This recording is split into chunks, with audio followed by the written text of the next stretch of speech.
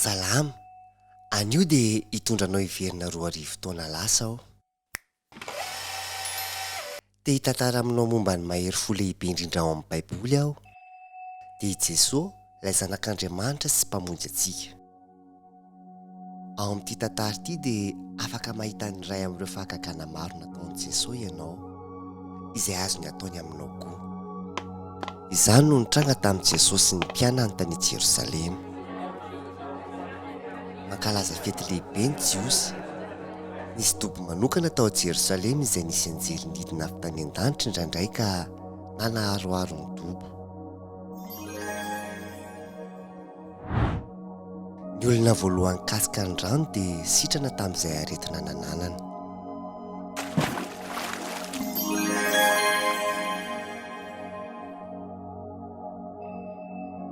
Izany no nahatonga ireo marary marobe nandro teo amoron'ny dobo.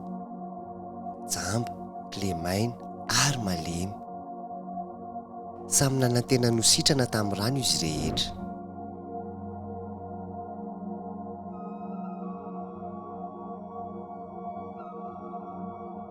Tsy izany voalohany eo amin'ny rano. Tamin'io andro io nefa no hiova tanteraka ny fiainany.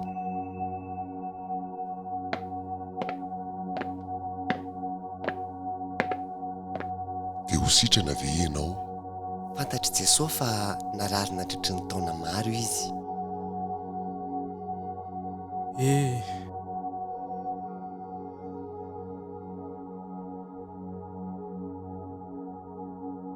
Tsy izany voalohany eo amin'ny rano.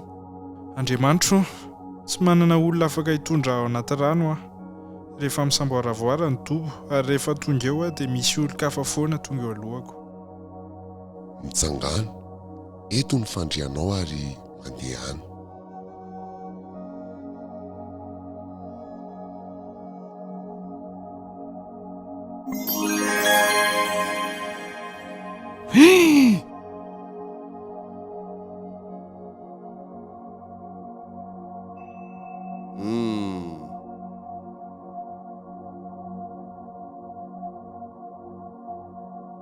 Valo amin'ny 30 taona tokoa izay, misaotra indrindra.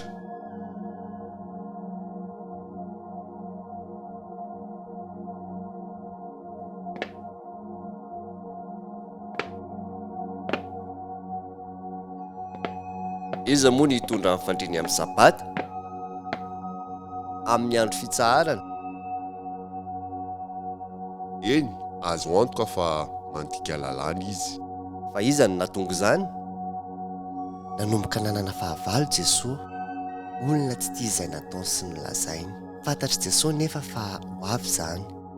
Afantatra bebe kokoa ianao amin'ny fotoana hafa. Na izany aza, nifanena tamin'ilay lehilahy sitrana tao amin'ny tempolo Jeso taty aoriana.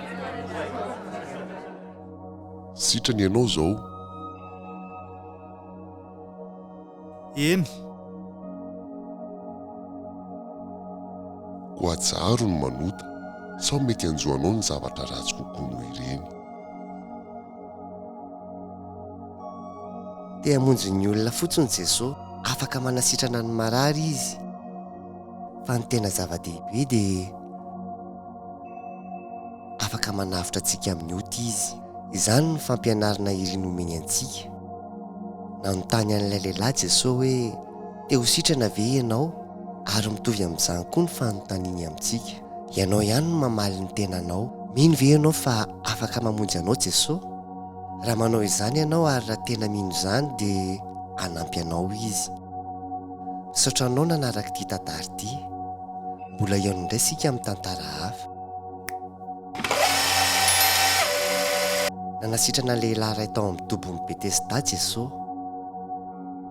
Afaka manampy ireo izay te ho sitrana sy voavonjy koa Jeso.